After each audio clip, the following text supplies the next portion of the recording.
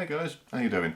Hope everybody's surviving all this lockdown malarkey at the moment. I was a bit bored the other day and I was just uploading some of my old home movies onto YouTube, stuff that I recorded back in the 90s, and it got me thinking just how far we've come in the last few years in terms of video technology. I mean, think about it, we take it for granted. If you want sort of high definition, decent quality video with stereo sound, anti-shake, all the rest of it, all you really need nowadays is one of these and it'll do a fantastic job.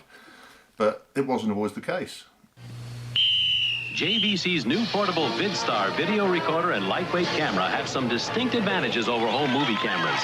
One reusable cassette records 2 full hours of sound and color action without reloading every 3.5 minutes for a fraction of the cost of sound color film. And you don't have to wait for processing. JVC's new portable VidStar. For people who don't want to miss the parade right after the parade. With JVC's VidStar, there's always a good show on TV.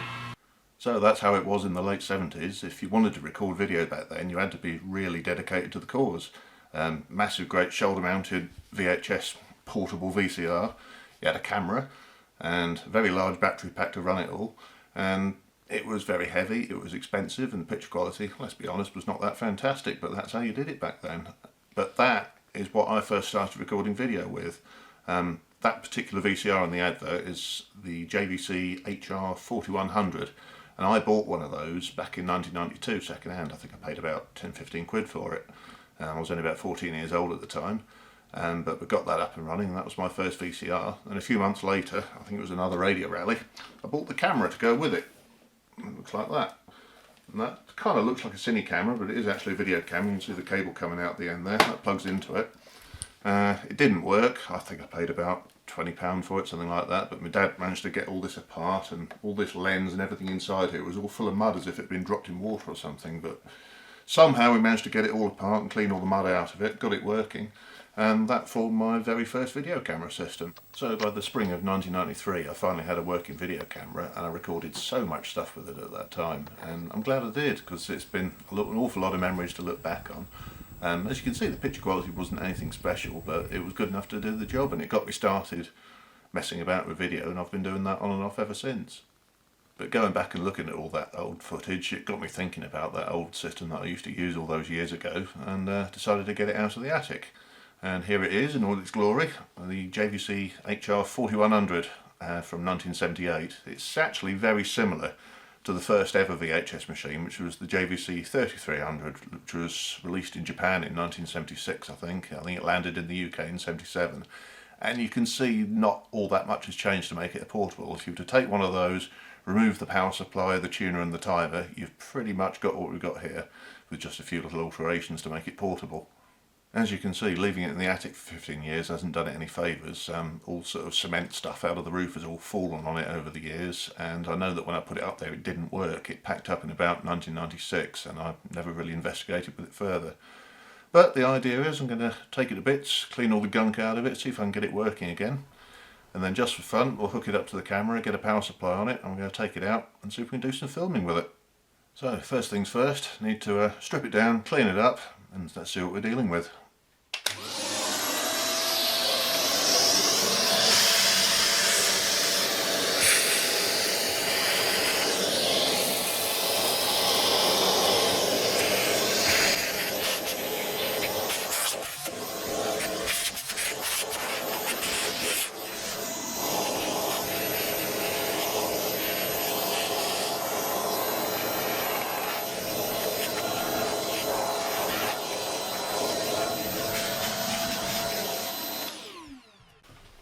Got most of the dust off it, everything.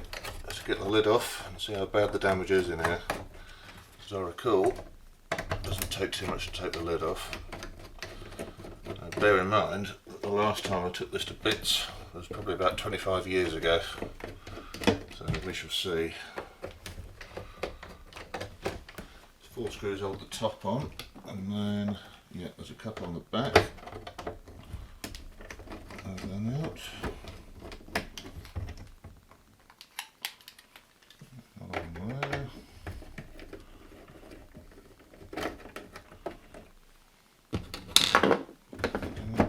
Take the modulator out as well. Little flap on the top there, unscrew that.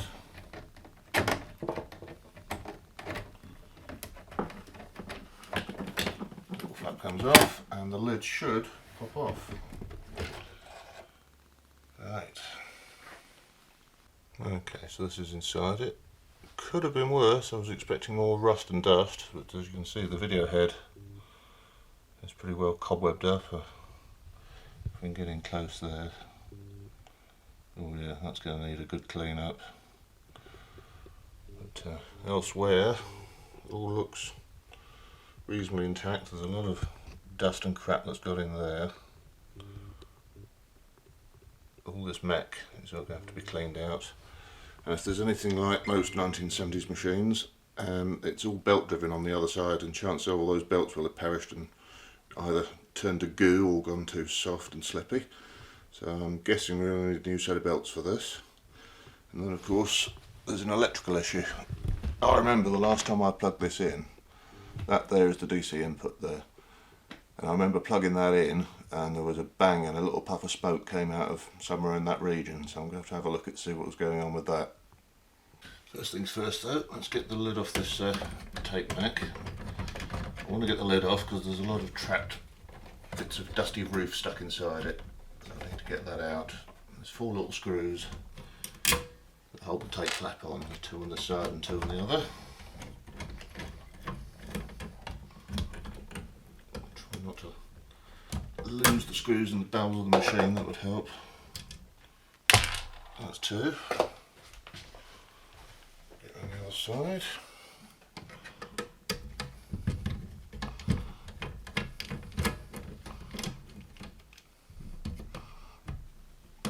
Out you come. That's 3.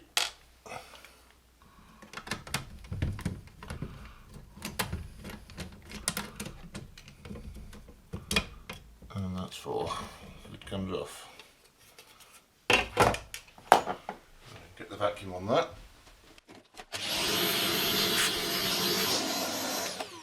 Right, now that I've got the tape lid out of the way, you can see what I mean about the state of the head drum. I don't even want to spin that at the moment because I don't want to get any of this stuff stuck in the gap between the spinny bit and the non-spinny bit, so I need to find a way of getting that clean first. Elsewhere you can see sort of around the back end there's a lot of cobwebs and stuff here, so I need to get all this cleaned out as best I can, I think, before we do anything. Vacuum to the rescue.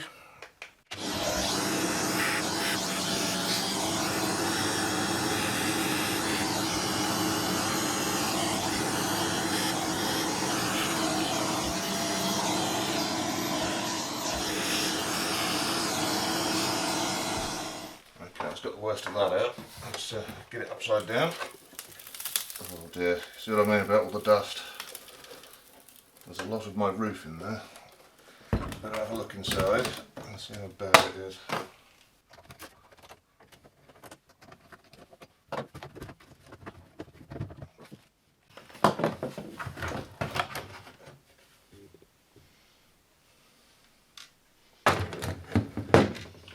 All you can see at this point is the main circuit board, but I believe it all hinges up like that if memory serves. So if we undo these 3 screws on the front, this should lift up. I need a screwdriver. Let's see what the damage is. Alright, so that is the guts of it. Now, this was something you only ever saw on the very first generation of VCRs from the late 70s. That there is the spinning head drum, and that there is the motor that drives it. Now, after probably about 1979, 1980 or thereabouts, they ditched that altogether and built the motor into the actual head drum, simply because these belt drives were never a very good idea. They had a tendency to go slack or wear out or fall off. It was just very unreliable. So this is still the first generation of VCRs that used a belt, and surprisingly there's still some tension left in that. I don't think it's in its first flush of youth, but we may just get away with that, you know.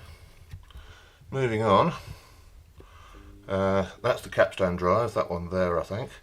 That's all driven off the motor there. Again, there's more motor tension there than I was expecting. We may just get away with that. Again, I think these ones look after the take up and feed spools. That one does feel a bit looser than it should, I think. The proof of the pudding will be when we put it into fast forward and rewind, and if the spools still go round nice and strongly, then we know it's okay. I'll be honest, I was expecting to have to change all of these belts after all these years, but may just want a bit of rejuvenating. I think it's worth getting this front panel off, just because there was an awful lot of dust stuck around these keys here which would have got jammed up inside it. So we'll try and get the front panel off. I think there's only 4 screws to hold this on. That should lift away now. There we go. That's not too bad. Little connector there, that connects to, those aren't LEDs by the way, those are actually little incandescent bulbs made to look like LEDs. So move that out of the way. Yeah, just wants a bit of a dust out there, I think.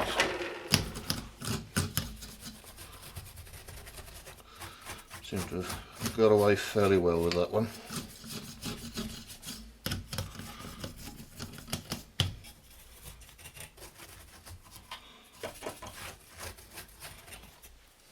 Okay, so the next thing I want to do to this thing, before I even think about putting any power up it, as I said before, in about 1996 I think it was, I plugged my power supply into this and it went up. There was a little crack and a wisp of smoke, and I think what I did is I accidentally reversed the polarity on the power supply when I plugged it in. So I don't know what the damage is. So before we do anything, I think we'll take this board off, just have a look behind here, see if we can see anything that looks fried. I've had this apart before, but again it was 25 years ago. As I recall, you undo the screw here, and these 4 in the corners here, and it should just pop out. We're about to find out.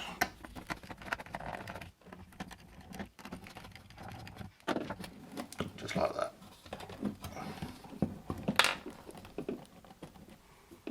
Okay, so looking at it, we've got some rather questionable soldering going on to that power socket there. I don't think that was something I did when I was a teenager, but looks like it was just bad soldering that's melted some insulation there. Just to the left of the camera connector, you can just see there's a 5 amp fuse, but I've put that on a meter just across the connections here and it does appear to be okay. Can't see anything else that looks melted, and we're now at the point where I think we're just going to try and put some electricity on it and see what happens. Now, this is not the original power supply that came with the VCR when I bought it. I found this at a car boot sale a few years later. It is the right machine for the job, so all we can do at this point is just put some power on and see what happens, I think. Here we go.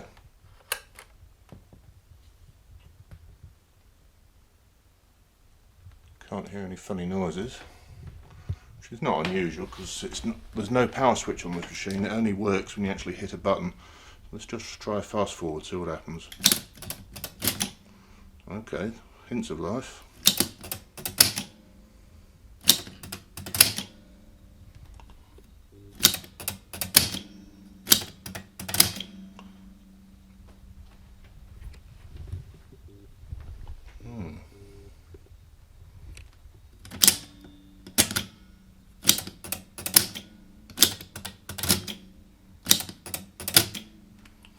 Well, it's not completely dead. We've got something going on. I think that clicking noise is a clutch slipping somewhere, which probably means it's jammed up. So might need to have a closer look at that Mac and see if we can free up whatever's stuck up solid. Well, there you go then, that's day 1. Not a total disaster. There are some signs of life coming out of this thing. Time will tell whether I can get it into full fettle again. We shall see. Keep watching.